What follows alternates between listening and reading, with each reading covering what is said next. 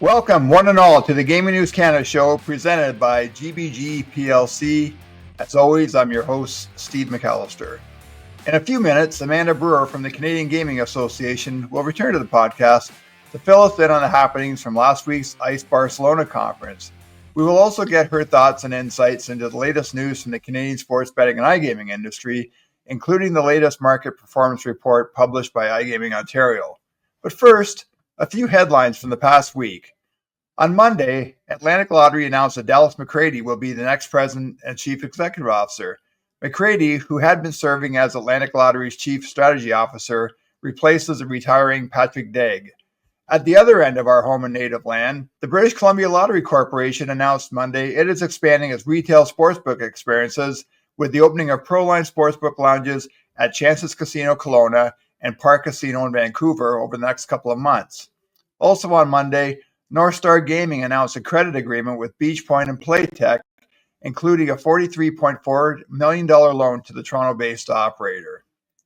We also got word that William Woodhams, the chief executive officer of FINTRAC, is leaving that operator effective Friday. Woodhams was instrumental in launching FINTRAC into the Ontario market in the early days of the market back in 2022. Last week, the National Football League issued a news release to let it be known it was partnering with the Responsible Gambling Council to create a responsible gambling training program for Canadian student athletes at post-secondary institutions. And speaking of four-down football, FanDuel released over the weekend an Ontario-themed commercial for its Kick of Destiny campaign around Super Bowl 59. For more details on that and to watch the commercial, please read last Friday's Gaming News Canada newsletter presented by GBG that came from the keyboard of Dave Briggs. Joining us now on the Gaming News Canada show for the first time in 2025 is Canadian gambling industry insider / advisor / consultant / expert, Amanda Brewer. Hey Amanda, did I miss anything? No, I think you covered all the bases there, Steve. Thanks very much. Belated Happy New Year wishes to you, Amanda. And I guess not only welcome back to the podcast, but I guess welcome back to Canada as well, because you spent a few days in Spain last week at ICE Barcelona. First year that ICE has moved from London to Barcelona, so maybe we'll get you to give us kind of a good, bad, and ugly assessment of year one in Barcelona for this event. Yeah, well, I think there were about 45,000 people that made the trip over there, and first year that's different. Lots of kind of growing pains, and people just trying to figure out who's on first and where second base is. It was nice weather. It's a beautiful city. The Fura where it's held is a much bigger, more sprawling building. So I think for the first few days, people were just trying to figure out where anyone was, because instead of two halls, which that's what we're all used to at the Excel Center, you're kind of hopping between one hall after another hall after another hall. So it just took a couple of days for people to figure out where anyone was, or where the best meeting spots were. I think especially for the Canadians, no direct flights over there right now. I flew back with a bunch of industry colleagues who live in Moncton, and they actually had to fly to Montreal. We all had to fly to Montreal because there's no direct flight to Toronto.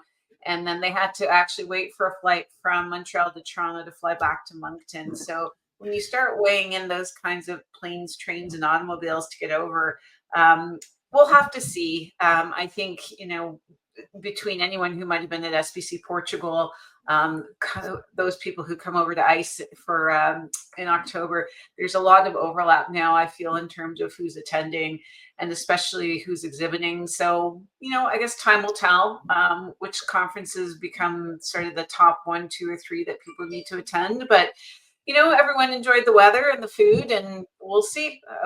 It'll all depend on who decides they're going to go back next year, or whether or not ICE is going to continue to be one of those, must-attend conferences. I would assume, Amanda, that from a Canadian perspective, there were probably, again, lots of questions about Alberta. That's obviously the elephant in the room, and it seems like every time we have this chat, one of us makes that statement. But I'm sure, again, you're the people with interest in Canada last week. That was, I'm sure, the questions that you and Paul Burns and others were getting. Yeah, everyone's favorite Canadian topic right now is what's happening in Alberta. And the short answer is nothing really to talk about right now. The hope is the minister is going to present something to his cabinet in the coming weeks, and that will be received favorably. And he'll have a clear mandate to move forward with this process. So that's what we're all crossing our fingers. So I think, Steve, if we kind of give it a couple more weeks, we should know one way or another what's going to happen. And certainly if the best outcome comes to pass, then I think there'll be a clearer path forward in Alberta. Putting some pokers in the fire in British Columbia, although that's a much, much, much longer play. And just, again, it seems like every time that there's something that happens in this industry, it seems to reinforce the need to, get a regulatory regime set up in a province. And the hope is that, as we get more forward into this year, we'll see more movement in Alberta. And then, maybe in the next couple of years, we can see something happening in British Columbia. So if I were to kind of put the path forward for us right now, that would be it. Yeah, we did reach out to Dale Nally's office last week to try to get the Service Alberta minister on the podcast, and we were told there wasn't much to report right now, but that there would be some kind of a story to tell in the coming months. So read into that Watch this space. Yeah. Amanda, do you get any sense? Is there frustration among the people you talk to in terms of Alberta, only because people see was like Latin America is obviously a very hot button topic right now, and there's a lot of excitement around the market, regulated market opening up in Brazil. There seems to be a window in the U.S. this year where I think Missouri is the only state right now which may open a regulated online sports betting market, with Minnesota maybe a distant possibility, but more than likely not happening in 2025. Is there a little frustration because there is a window for operators to get lined up and get in the market in Alberta? You look back at the Ontario process, and we had to go through two finance ministers, in Ontario before we were able to get any traction under our own legislation and our own regulation here. So trying to be a little bit more sympathetic to the fact that Alberta, honestly, the minister just traveled out to ICE last year. So it's been a calendar year. I think those of us in the industry had maybe been a bit more hopeful that there would have been more progress by this point. But, in terms of trying to stand up a whole new regulatory system, and, again, you can't just, we've said ad nauseum, you can't just copy and paste what happened in Ontario into any other province. So the frustration, I think, just in talking to some of the CJ members, is there's still some misinformation floating around out there. And, we talked to one of our members, and she was just, kind of complaining that she still has suppliers assuring her the market's opening in April. And there's absolutely no way the market is opening in April of 2025. So it just kind of comes down to, there hasn't been a lot of clear communication about where some of the milestones may be, when some of the decisions will be made. And I think for those operators that are in Brazil right now, then that's a really nice, kind of heavy kind of bit of work for them to get that market up and running. And to your point, there won't be much movement, especially in iCasino in the US in 2025. So Alberta really does have an opportunity to be the really big news story for North America, if you will. So that's, again, that's what we're hoping for. And, just kind of give it a few more weeks, and we should know if that's definitely going to be the path forward or not. Well, we do have a regulated industry in Ontario, and iGaming Ontario released its latest market performance report last week for the October to end of 2025 period. And again, a pretty rosy picture being painted, Amanda. I think total online non-adjusted gross gambling revenue had a 32% increase year over year. Online casino revenue continues to soar, and I think it takes up about 84% of legal wagering in the province now. I would say a small step or a small bit of progress last week, and then the announcement from IGO with the report. They also mentioned that they are now making monthly reporting available to operators and anybody else interested in this industry. Any other takeaways for you from that report? Not really. I mean, it's further proof that this regulated market was the right decision for Ontario, and the steps that they put in place were the right ones for this province. And the fact that Ontario remains one of the most powerful and positive jurisdictions in all of North America. So I think those boxes continue to be checked. And I think for any other province that was perhaps assuming the sky would be falling in, we're about to ring the bell on the 3rd-year anniversary in April. Definitely that's proven to not be the case. I think moving to monthly reporting is fabulous. And at this point in time, IGO has its sea legs underneath it, for lack of a better term. And the time is right. Whether or not there will ever be any market share data that gets released, I don't know. If you think about the number of operators in the market, and if you think about a piece of pie, that's a very crowded piece of pie that would have to get divided up between everyone. But I think, again, we talk anecdotally about who we think the top 5 operators would be in the market. There's probably a little bit of jockeying back and forth.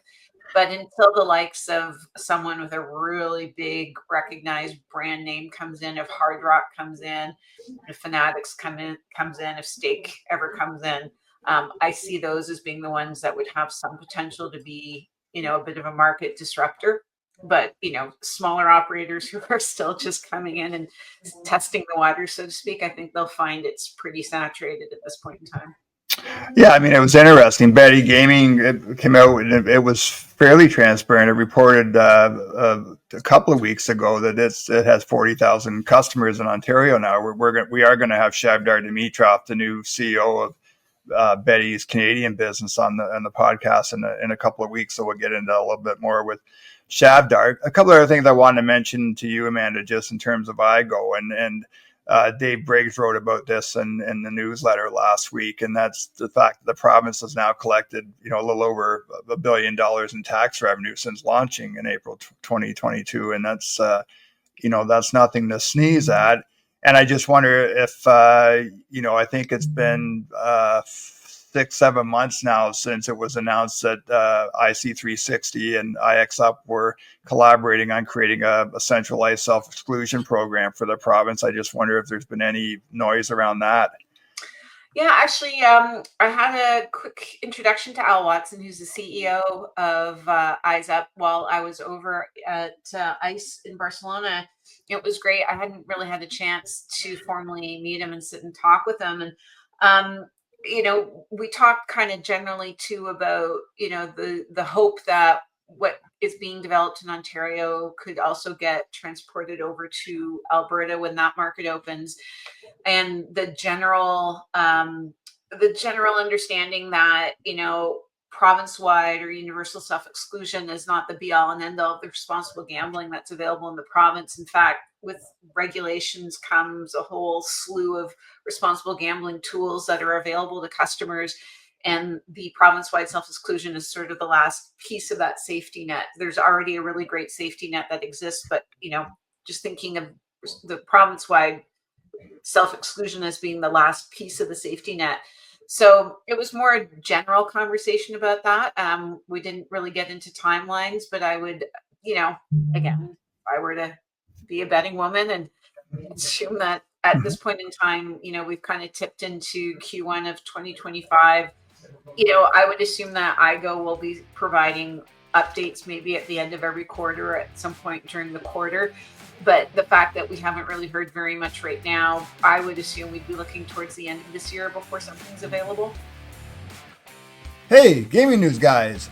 Are you ready to win a bigger share of Canada's rapidly expanding gaming market? Then GBG are ready to help. As the global leaders in identity verification, GBG partner with over 60% of iGaming Ontario brands to help them onboard more players, maximize match rates, and deliver FINTRAC compliance. Visit gbgplc.com today and talk to the trust experts.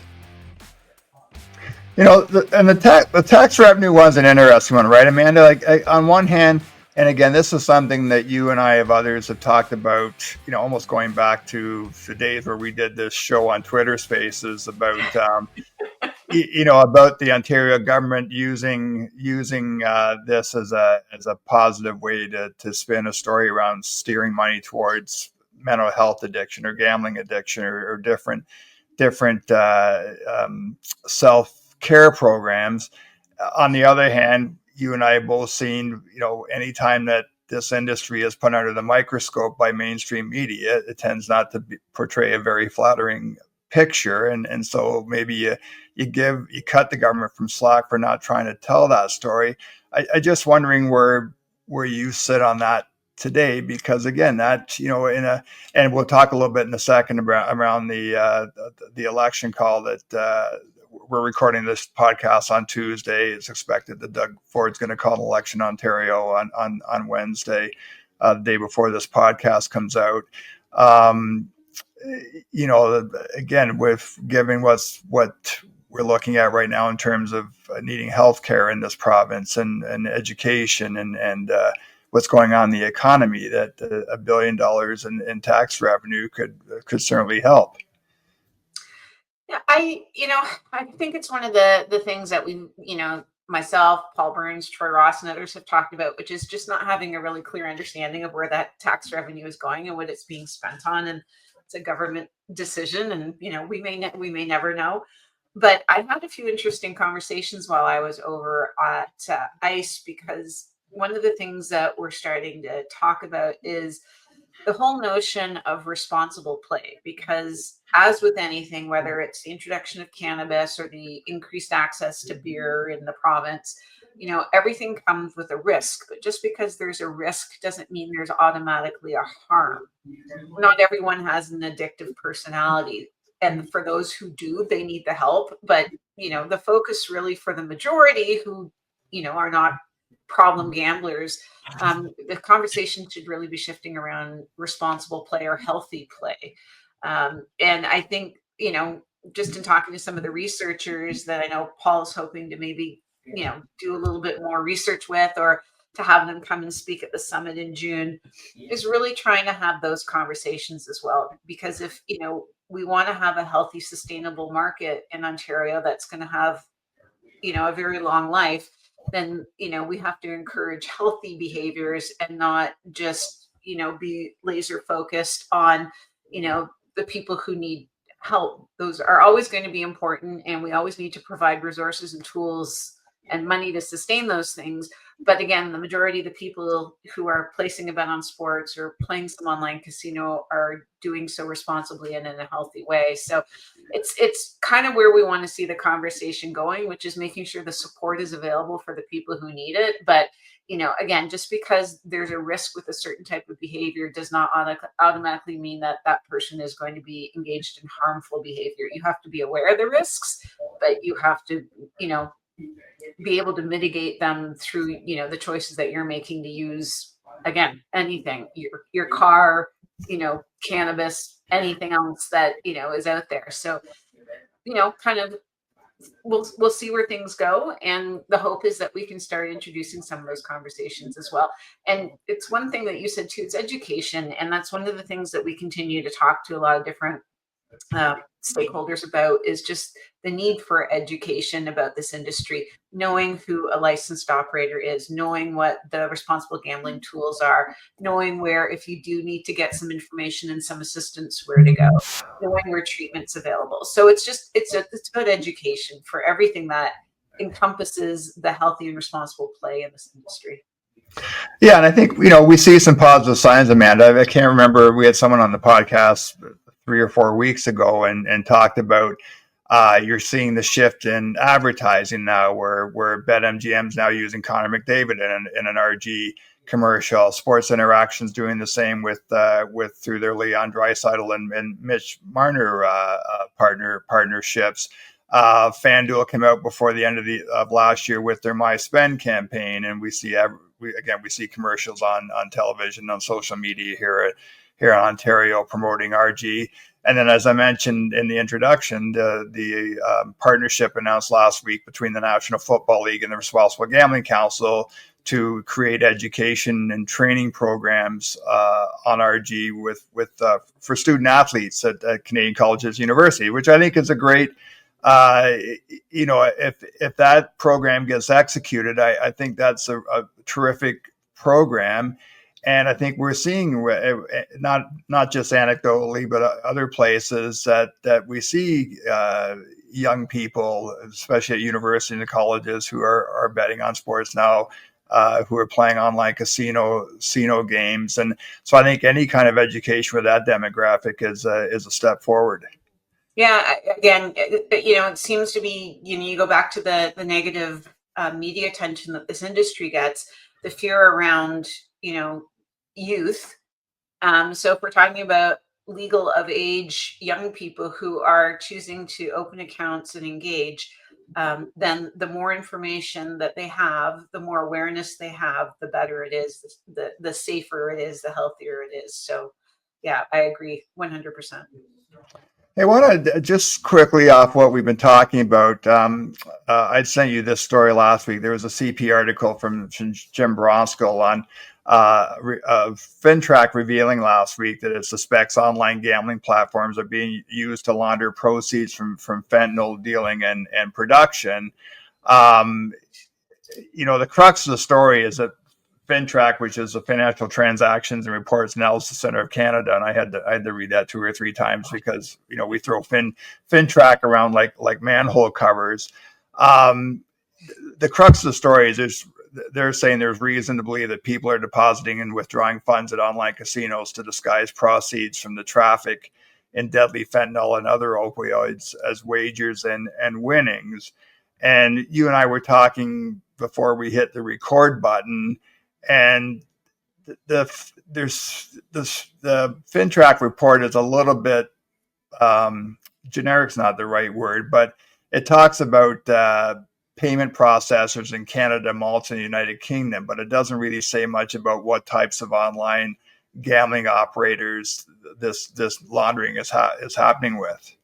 Yeah, so I will say there was a very active group text exchange between myself and a few other people on Friday and Saturday over this very topic. And Derek Graham, who now works for Connectify and is a really well-regarded AML expert and used to work for FINTRAC, posted what I think a really great set of comments on LinkedIn. We all kind of agreed that on one hand, good of FINTRAC to have identified this, but to drop an alert like that got picked up by CP, that didn't provide any context in terms of whether or not that operator and that payment service provider, the PSP, was working either in Ontario, which has regulations, or outside of Ontario and the rest of Canada. At this point in time, there's a world of difference between those two things.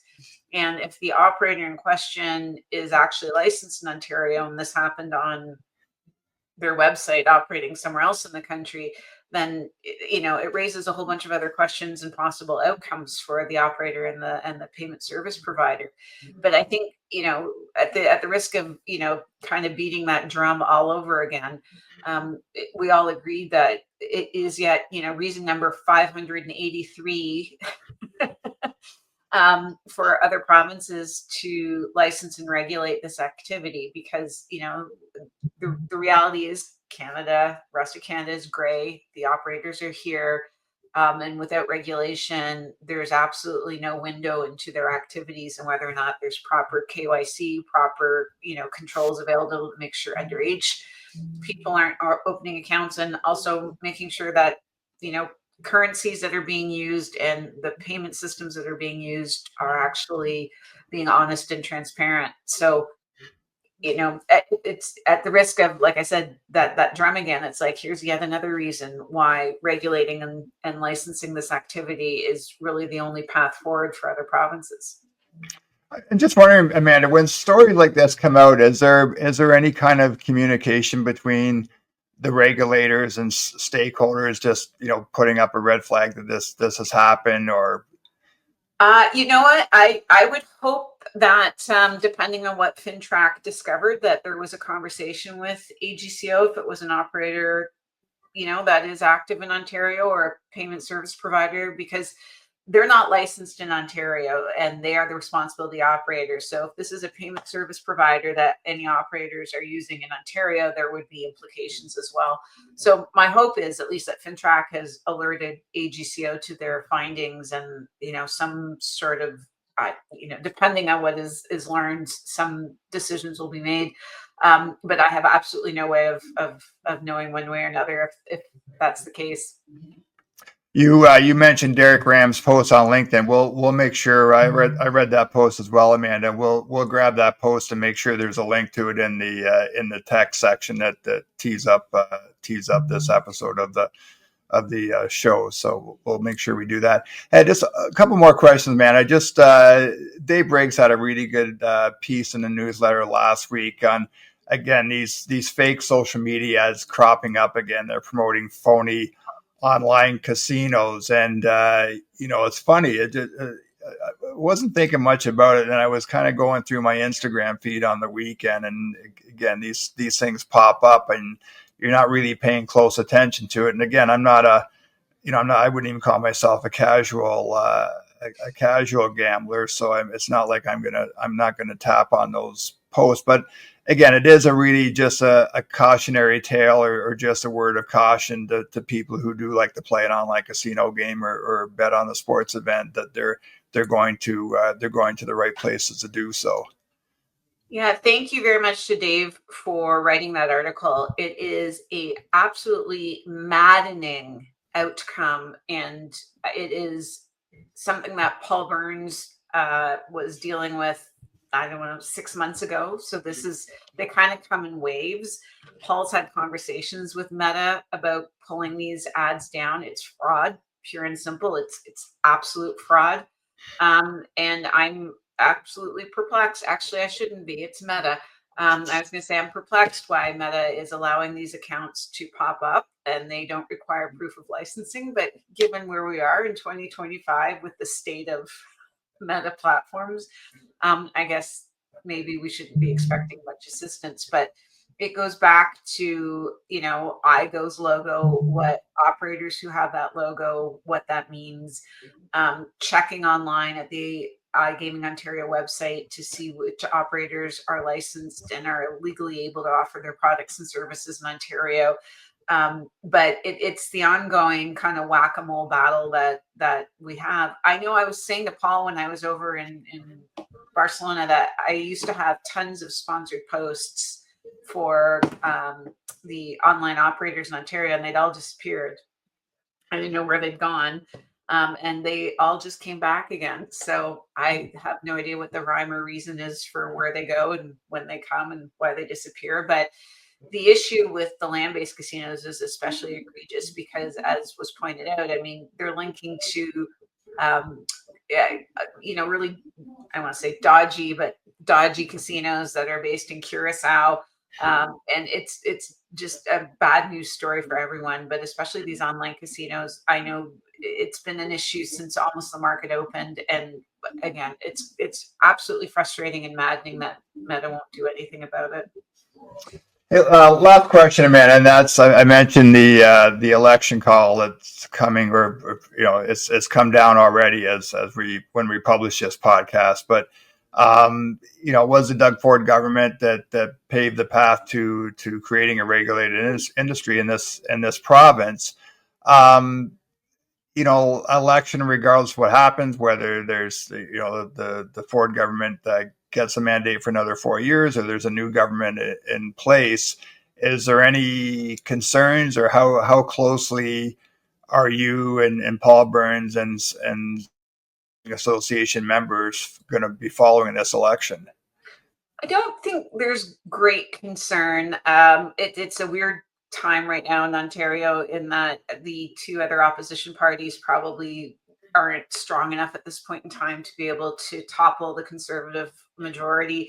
I think it's more an issue of, there are some ministers that we work more closely with, and crossing our fingers that they don't lose their seats because they've been great advocates for this industry. And it would be a bit of a blow if all of a sudden they were no longer around. I don't think we're feeling any worries right now about the Conservatives coming back in. to the province. And as you said, they've been a champion for this industry, and this probably wouldn't have been opened if it had been any other political party that had been in power in Ontario. So we'll kind of watch and see what happens. But at this point in time, it's not something that we're going to spend a lot of time really worrying about. Hey, I guess I'm just curious what your thoughts are. We've seen operators in Ontario offering betting products on the U.S. presidential election, and there's been some debate around whether or not operators should allow betting on elections. I mean, what are your thoughts on that? That to me is not really all that consequential. I think it's fine. I don't think that there's any way for the operators who would choose to offer that kind of wagering would be, viewed as being able to influence one way or another, if that's what the concern is. So I think it's absolutely legitimate activity if an operator wants to offer it. If there's anyone who knows more about the gaming industry in Canada than Amanda Brewer, I haven't met them yet. So, hey, Amanda, this was a great conversation. Always appreciate your candor. Good to have you back on Canadian soil. I don't know when our paths are going to cross in person, but look forward to seeing you at some point in 2025. The temperature is many degrees warmer, Steve. Well, I was going to see if you need some exercise. There's a couple of feet of snow in my driveway this morning up here in Kincardine, so you're more than you and Warren are more than welcome to make the drive up here and join Julie and I for some shoveling. Thank you so much. Thank you. Actually, I'm the one who shovels in the family, so yeah. But in all honesty, it's great to be back, and I guess we'll hope that in the next couple of weeks there's more to talk about. Yeah, and as soon as we have some news, Alberta, we'll get you back on the show. But thanks as always for being with us, and we will see you soon. My pleasure, Steve. That's it for this episode of the Gaming News Canada show presented by GBG Plc. You can find us at gamingnewscanada.ca, also on Substack and the various podcast platforms. Thanks again to Amanda Brewer for being on this episode, and we will see everybody again very, very soon.